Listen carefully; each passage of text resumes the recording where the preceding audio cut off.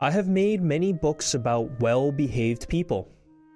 Now, for a change, I am going to make a story about two disagreeable people called Tommy Brock and Mr.tod. Nobody could call Mr.tod nice. The rabbits could not bear him. They could smell him half a mile off. He was of a wandering habit, and he had foxy whiskers. They never knew where he would be next. One day, he was living in a stick house in the coppice or grove, causing terror to the family of old Mr. Benjamin Bouncer. Next day, he moved into a pollard willow near the lake, frightening the wild ducks and the water rats. In winter and early spring, he might generally be found in an earth amongst the rocks at the top of Bull Banks, under Oatmeal Crag. He had half a dozen houses, but he was seldom at home. The houses were not always empty when Mr.tod moved out, because sometimes Tommy Brock moved in without asking leave. Tommy Brock was a short, bristly, fat, waddling person with a grin. He grinned all over his face. He was not nice in his habits. He ate wasp nests and frogs and worms, and he waddled about by moonlight, digging things up. His clothes were very dirty, and as he slept in the daytime, he always went to bed in his boots, and the bed which he went to bed in was generally Mr.tod's. Now Tommy Brock did occasionally eat rabbit pie, but it was only very little young ones occasionally when other food was really scarce. He was friendly with old Mr. Bouncer. They agreed in disliking the wicked otters and Mr.tod. They often talked over that painful subject. Old Mr. Bouncer was stricken in years. He sat in the spring sunshine outside the burrow, in a muffler, smoking a pipe of rabbit tobacco. He lived with his son Benjamin Bunny and his daughter-in-law Flopsy, who had a young family. Old Mr. Bouncer was in charge of the family that afternoon, because Benjamin and Flopsy had gone out. The little rabbit babies were just old enough to open their blue eyes and kick. They lay in a fluffy bed of rabbit wool and hay in a shallow burrow separated from the main rabbit hole. To tell the truth, old Mr. Bouncer had forgotten them. He sat in the sun and conversed cordially with Tommy Brock, who was passing through the wood with a sack and a little spud which he used for digging, and some mole traps. He complained bitterly about the scarcity of pheasants' eggs and accused Mr.tod of poaching them. And the otters had cleared off all the frogs while he was asleep in winter. "I have not had a good square meal for a fortnight. I'm living on pig nuts. I shall have to turn vegetarian and eat my own tail," said Tommy Brock. It was not much of a joke, but it tickled old Mr. Bouncer because Tommy Brock was so fat and stumpy and grinning. So old Mr. Bouncer laughed and pressed Tommy Brock to come inside to taste a slice of seed cake and a glass of my daughter Flopsy's cowslip wine. Tommy Brock squeezed himself into the rabbit hole with alacrity. Then old Mr. Bouncer smoked another pipe and gave Tommy Brock a cabbage leaf cigar, which was so very strong that it made Tommy Brock grin more than ever. And the smoke filled the burrow. Old Mr. Bouncer coughed and laughed, and Tommy Brock puffed and grinned. And Mr. Bouncer laughed and coughed and shut his eyes because of the cabbage smoke. When Flopsy and Benjamin came back, old Mr. Bouncer woke up. Tommy Brock and all the young rabbits had disappeared. Mr. Bouncer would not confess that he had admitted anybody into the rabbit hole. But the smell of badger was undeniable, and there were round, heavy footmarks in the sand. He was in disgrace. Flopsy wrung her ears and slapped him. Benjamin Bunny set off at once after Tommy Brock. There was not much difficulty in tracking him. He had left his footmark and gone slowly up the winding footpath through the wood, where he had rooted up the moss and wood sorrel. There he had dug quite a deep hole for Dog Darnell and had set a mole trap. A little stream crossed the way. Benjamin skipped lightly over dry foot. The badger's heavy steps showed plainly in the mud. The path led to a part of the thicket where the trees had been cleared. There were leafy oak stumps and a sea of blue hyacinths. But the smell that made Benjamin stop was not the smell of flowers. Mr. Tod's stick house was before him, and for once Mr. Tod was at home. There was not only a foxy flavor in proof of it, there was smoke coming out of the broken pail that served as a chimney. Benjamin Bunny sat up staring. His whiskers twitched. Inside the stick house, somebody dropped a plate and said something. Benjamin stomped his foot and bolted. He never stopped till he came to the other side of the wood. Apparently, Tommy Brock had turned the same way. Upon the top of the wall there were again the marks of a badger, and some ravelings of a sack had caught on a briar. Benjamin climbed over the wall into a meadow. He found another mole trap newly set. He was still upon the track of Tommy Brock. It was getting late in the afternoon. Other rabbits were coming out to enjoy the evening air. One of them, in a blue coat by himself, was busily hunting for dandelions. "Cousin Peter! Peter Rabbit! Peter Rabbit!" shouted Benjamin Bunny. The blue-coated rabbit sat up with pricked ears. "Whatever is the matter, Cousin Benjamin? Is it a cat or John Stoat ferret?" No, no! He's bagged my family! Tommy Brock! In a sack! Have you seen him?" "Tommy Brock? How many, Cousin Benjamin?" 7! Cousin Peter, and all of them twins! Did he come this way? Please tell me quick." Yes, not 10 minutes since. He said they were caterpillars. I did think they were kicking rather hard for caterpillars." Which way has he gone, Cousin Peter?" "He had a sack with something live in it. I watched him set a mole trap." "Let me use my mind, Cousin Benjamin. Tell me from the beginning." Benjamin did so.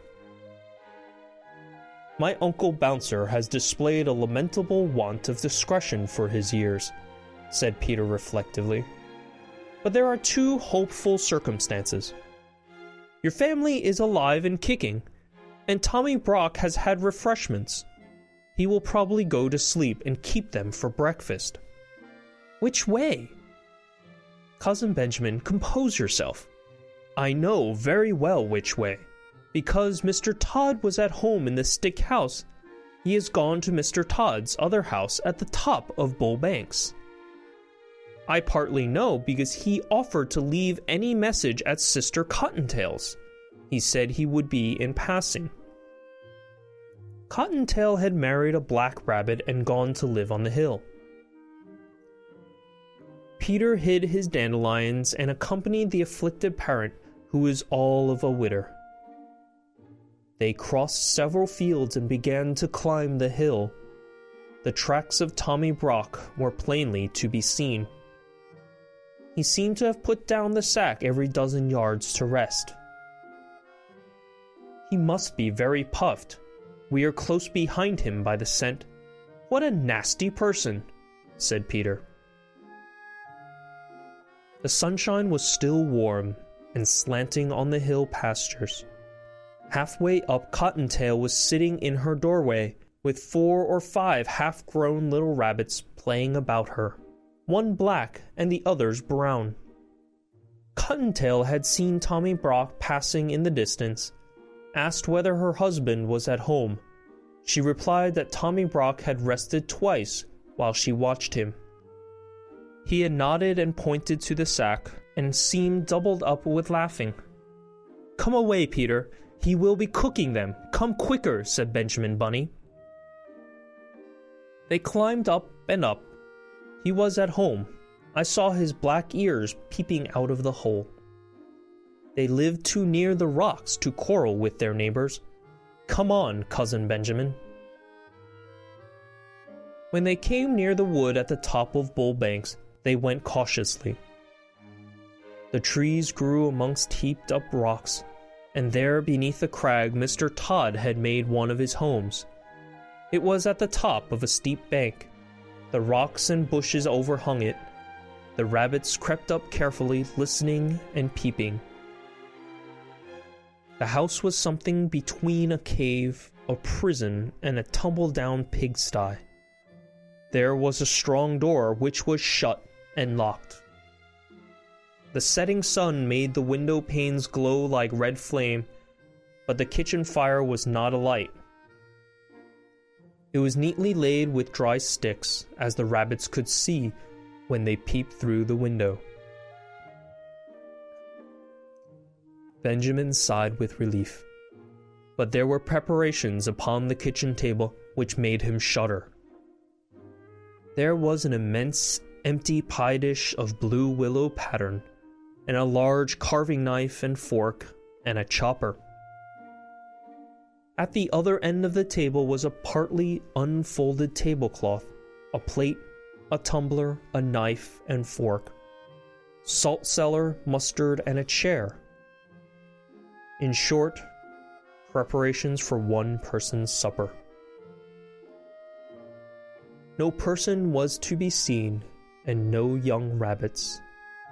The kitchen was empty and silent. The clock had run down. Peter and Benjamin flattened their noses against the window and stared into the dusk. Then they scrambled round the rocks to the other side of the house. It was damp and smelly, and overgrown with thorns and briars. The rabbits shivered in their shoes. "Oh, my poor rabbit babies! What a dreadful place! I shall never see them again," sighed Benjamin. They crept up to the bedroom window. It was closed and bolted like the kitchen, but there were signs that the window had been recently opened. The cobwebs were disturbed, and there were fresh, dirty footmarks upon the window sill. The room inside was so dark that at first they could make out nothing, but they could hear a noise, a slow, deep, regular snoring grunt. And as their eyes became accustomed to the darkness, they perceived that somebody was asleep on Mr. Tod's bed, curled up under the blanket. "He has gone to bed in his boots," whispered Peter. Benjamin, who was all of a widder, pulled Peter off the windowsill. Tommy Brock's snores continued, grunty and regular from Mr. Tod's bed. Nothing could be seen of the young family. The sun had set. An owl began to hoot in the wood. There were many unpleasant things lying about that had much better have been buried. Rabbit bones and skulls, and chicken legs and other horrors. It was a shocking place, and very dark. They went back to the front of the house and tried in every way to move the bolt of the kitchen window. They tried to push up a rusty nail between the window sashes, but it was of no use, especially without light. They sat side by side outside the window, whispering and listening. In half an hour the moon rose over the wood. It shone full and clear and cold upon the house, amongst the rocks and in at the kitchen window. But alas, no little rabbit babies were to be seen. The moonbeams twinkled on the carving knife and the pie dish and made a path of brightness across the dirty floor. A light showed a little door in a wall beside the kitchen fireplace. A little iron door belonging to a brick oven of that old-fashioned sort that used to be heated with faggots of wood. And presently, at the same moment, Peter and Benjamin noticed that whenever they shook the window, the little door opposite shook in answer. The young family were alive, shut up in the oven. Benjamin was so excited that it was a mercy he did not awake Tommy Brock, whose snores continued solemnly in Mr. Tod's bed. But there really was not very much comfort in the discovery. They could not open the window, and although the young family was alive, the little rabbits were quite incapable of letting themselves out. They were not old enough to crawl. After much whispering, Peter and Benjamin decided to dig a tunnel. They began to burrow a yard or two lower down the bank. They hoped they might be able to work between the large stones under the house. The kitchen floor was so dirty that it was impossible to say whether it was made of earth or flags. They dug and dug for hours. They could not tunnel straight on account of stones. But by the end of the night they were under the kitchen floor.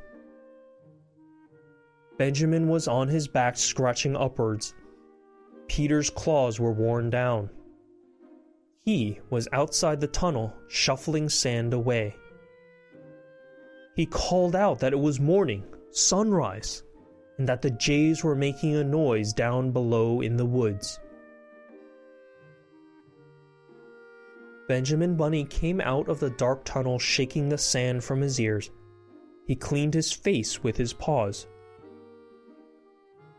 Every minute the sun shone warmer on the top of the hill. In the valley there was a sea of white mist with golden tops of trees showing through. Again from the fields down below in the mist there came the angry cry of a jay, followed by the sharp, yelping bark of a fox. Then those two rabbits lost their heads completely. They did the most foolish thing that they could have done. They rushed into their short, new tunnel and hid themselves at the top end of it, under Mr. Tod's kitchen floor. Mr. Tod was coming up Bull Banks, and he was in the very worst of tempers. First, he had been upset by breaking the plate. It was his own fault, but it was a china plate, the last of the dinner service that had belonged to his grandmother, old Vixen Tod. Then the midges had been very bad, and he had failed to catch a hen pheasant on her nest, and it had contained only 5 eggs, 2 of them addled. Mr. Tod had had an unsatisfactory night. As usual, when out of humor, he determined to move house. First he tried the pollard willow, but it was damp, and the otters had left a dead fish near it. Mr. Tod likes nobody's leavings but his own. He made his way up the hill. His temper was not improved by noticing unmistakable marks of a badger. No one else grubs up the moss so wantonly as Tommy Brock. Mr. Tod slapped his stick upon the earth and fumed. He guessed where Tommy Brock had gone to. he was further annoyed by the jaybird, which followed him persistently. It flew from tree to tree and scolded, warning every rabbit within hearing that either a cat or a fox was coming up the plantation. Once, when it flew screaming over his head, Mr. Tod snapped at it and barked. He approached his house very carefully. With a large rusty key he sniffed, and his whiskers bristled. The house was locked up, but Mr. Tod had his doubts whether it was empty. He turned the rusty key in the lock, and the rabbits below could hear it. Mr. Tod opened the door cautiously and went in. The sight that met Mr. Tod's eyes in Mr. Tod's kitchen made Mr. Tod furious. There was Mr. Tod's chair, and Mr. Tod's pie dish, and his knife and fork and mustard and salt cellar, and his tablecloth that he had left folded up in the dresser, all out for supper or breakfast, without doubt for that odious Tommy Brock. There was a smell of fresh earth and dirty badger, which fortunately overpowered all smell of rabbit. But what absorbed Mr. Tod's attention was a noise. A deep, slow, regular snoring, grunting noise coming from his own bed. He peeped through the hinges of the half-open bedroom door. Then he turned and came out of the house in a hurry.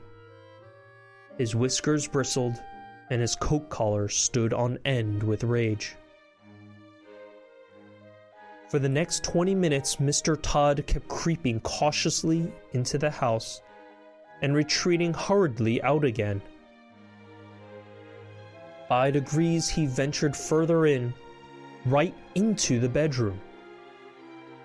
When he was outside the house, he scratched up the earth with fury. But when he was inside, he did not like the look of Tommy Brock's teeth. He was lying on his back with his mouth open, grinning from ear to ear. He snored peacefully and regularly, but one eye was not perfectly shut. Mr. Tod came in and out of the bedroom.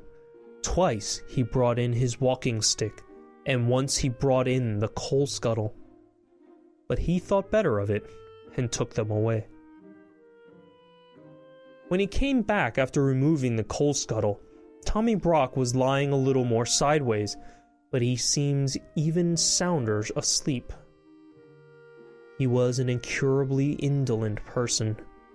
He was not in the least afraid of Mr. Tod. He was simply too lazy and comfortable to move. Mr. Tod came back yet again into the bedroom with a clothesline. He stood a minute watching Tommy Brock and listened attentively to the snores. They were very loud indeed, but seemed quite natural. Mr. Tod turned his back towards the bed and undid the window. It creaked. He turned around with a jump. Tommy Brock, who had opened one eye, shut it hastily. The snores continued. Mr. Tod's proceedings were peculiar and rather difficult, because the bed was between the window and the door of the bedroom. He opened the window a little way and pushed out the greater part of the clothesline onto the window sill. The rest of the line, with a hook at the end, remained in his hand. Tommy Brock snored conscientiously. Mr. Tod stood and looked at him for a minute. Then he left the room again. Tommy Brock opened both eyes and looked at the rope and grinned. There was a noise outside the window. Tommy Brock shut his eyes in a hurry. Mr. Tod had gone out at the front door and round to the back of the house. On the way, he stumbled over the rabbit burrow. If he had had any idea who was inside it, he would have pulled them out quickly. His foot went through the tunnel, nearly upon the top of Peter Rabbit and Benjamin. But, fortunately, he thought that it was some more of Tommy Brock's work. He looked upon the coil of line from the sill, listened for a moment, and then tied the rope to a tree. Tommy Brock watched him with one eye through the window. He was puzzled. Mr. Tod fetched a large, heavy pail full of water from the spring and staggered with it through the kitchen into his bedroom. Tommy Brock snored industriously, with rather a snort. Mr. Tod put down the pail beside the bed, took up the end of the rope with the hook, hesitated, and looked at Tommy Brock. The snores were almost apoplectic, but the grin was not quite so big. Mr. Tod gingerly mounted a chair by the head of the bedstead. His legs were dangerously near to Tommy Brock's teeth. He reached up and put the end of the rope with the hook over the head of the tester bed, where the curtains ought to hang. Mr. Tod's curtains were folded up and put away, owing to the house being unoccupied. So was the counterpane. Tommy Brock was covered with a blanket only. Mr. Tod, standing on the unsteady chair, looked down upon him attentively. He really was a first-prize sound sleeper.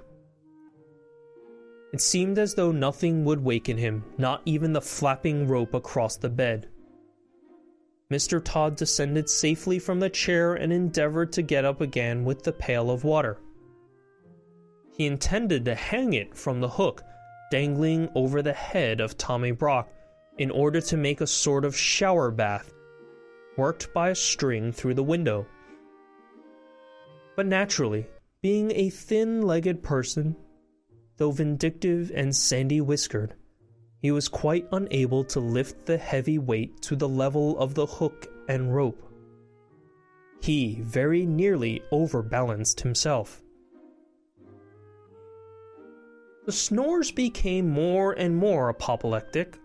One of Tommy Brock's hind legs twitched under the blanket, but he still slept on peacefully. Mr. Tod and the pail descended from the chair without accident. After considerable thought, he emptied the water into a wash basin and jug. The empty pail was not too heavy for him. He slung it up, wobbling over the head of Tommy Brock. Surely there never was such a sleeper. Mr. Tod got up and down and up on the chair. As he could not lift the whole pailful of water at once, he fetched a milk jug and ladled quarts of water into the pail by degrees. The pail got fuller and fuller and swung like a pendulum. Occasionally a drop splashed over, but still Tommy Brock snored regularly and never moved, except in one eye. At last, Mr. Tod's preparations were complete. The pail was full of water. The rope was tightly strained over the top of the bed and across the windowsill to the tree outside. "It will make a great mess in my bedroom, but I could never sleep in that bed again without a spring cleaning of some sort," said Mr. Tod. Mr. Tod took a last look at the badger and softly left the room. He went out of the house, shutting the front door. The rabbits heard his footsteps over the tunnel. He ran round behind the house, intending to undo the rope in order to let fall the pail full of water upon Tommy Brock. "I will wake him up with an unpleasant surprise," said Mr. Tod. The moment he had gone, Tommy Brock got up in a hurry. He rolled Mr. Tod's dressing gown into a bundle, put it into the bed beneath the pail of water instead of himself, and left the room also, grinning immensely. He went into the kitchen, lighted the fire, and boiled the kettle. For the moment he did not trouble himself to cook the baby rabbits. When Mr. Tod got to the tree, he found that the weight and strain had dragged the knot so tight it was past untying. He was obliged to gnaw it with his teeth. He chewed and gnawed for more than 20 minutes. At last the rope gave way with a sudden jerk that had nearly pulled his teeth out and quite knocked him over backwards. Inside the house there was a great crash and splash, and the noise of a pail rolling over and over. But no screams. Mr. Tod was mystified. He sat quite still and listened attentively. Then he peeped in at the window. The water was dripping from the bed. The pail had rolled into a corner. In the middle of the bed, under the blanket, was a wet something, much flattened in the middle where the pail had caught it, as it were across the tummy. Its head was covered by the wet blanket, and it was not snoring any longer. There was nothing stirring, no sound, except the drip, drop, drop, drip of water trickling from the mattress. Mr. Tod watched it for half an hour. His eyes glistened.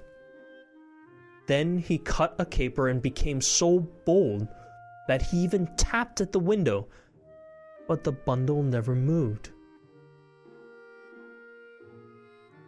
Yes, there was no doubt about it. It had turned out even better than he had planned. The pail had hit poor old Tommy Brock and killed him dead.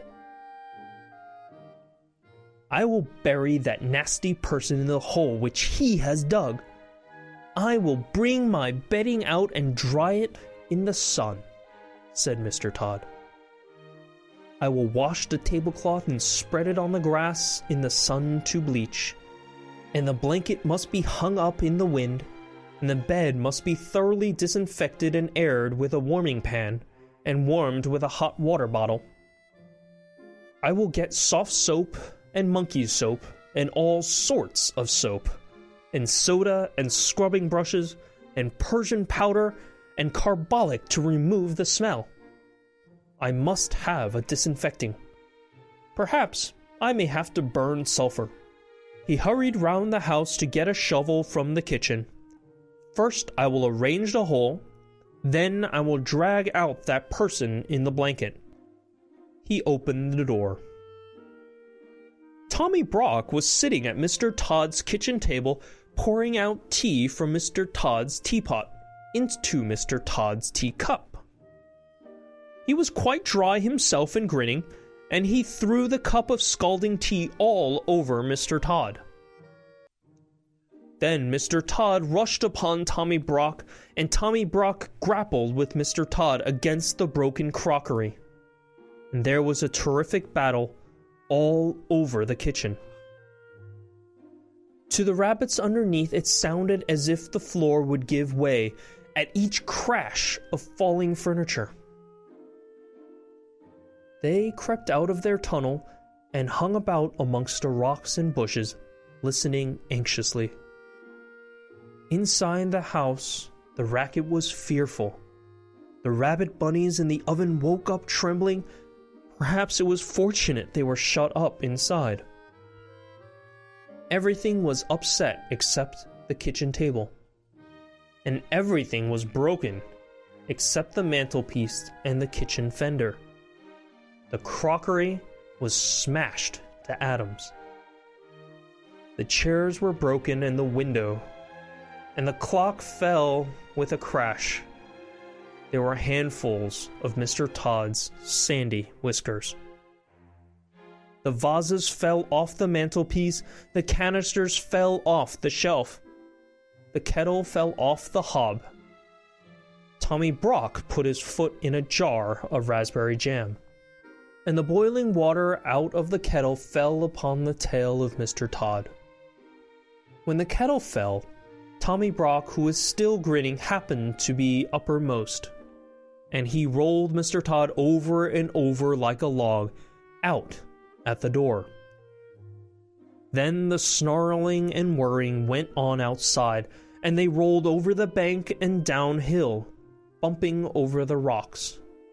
There will never be any love lost between Tommy Brock and Mr. Tod.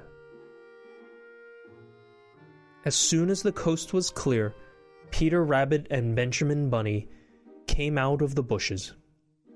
"Now for it! Run in, Cousin Benjamin! Run in and get them while I watch the door!" But Benjamin was frightened. "Oh no! They are coming back!" "No, they are not." "Yes, they are!" "What dreadful bad language!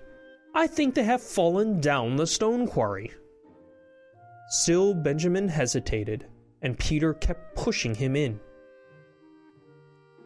"Be quick, it's all right. Shut the oven door, Cousin Benjamin, so that he won't miss them." Decidedly, there were lively doings in Mr. Tod's kitchen. At home in the rabbit hole, things had not been quite comfortable. After quarreling at supper, Flopsy and old Mr. Bouncer had passed the sleepless night and quarreled again at breakfast. Old Mr. Bouncer could no longer deny that he had invited company into the rabbit hole, but he refused to reply to the questions and reproaches of Flopsy. The day passed heavily. Old Mr. Bouncer, very sulky, was huddled up in a corner, barricaded with a chair. Flopsy had taken away his pipe and hidden the tobacco. She had been having a complete turnout in spring cleaning to relieve her feelings. She had just finished. Old Mr. Bouncer, behind his chair, was wondering anxiously what she would do next. In Mr. Tod's kitchen, amidst the wreckage, Benjamin Bunny picked his way to the oven nervously through a thick cloud of dust. He opened the oven door, felt inside, and found something warm and wriggling. He lifted it out carefully and rejoined Peter Rabbit. "I've got them! Can we get away? Shall we hide, Cousin Peter?" Peter pricked his ears. Distant sounds of fighting still echoed in the wood. 5 minutes afterwards, 2 breathless rabbits came scuttering away from Bull Banks, half carrying, half dragging a sack between them, bumpity-bump over the grass. They reached home safely and burst into the rabbit hole. Great was old Mr. Bouncer's relief and Flopsy's joy when Peter and Benjamin arrived in triumph with the young family. The rabbit babies were rather tumbled and very hungry. They were fed and put to bed. They soon recovered. A new long pipe and a fresh supply of rabbit tobacco was presented to Mr. Bouncer. He was rather upon his dignity, but he accepted. Old Mr. Bouncer was forgiven, and they all had dinner. Then Peter and Benjamin told their story, but they had not waited long enough to be able to tell the end of the battle between Tommy Brock and Mr. Tod.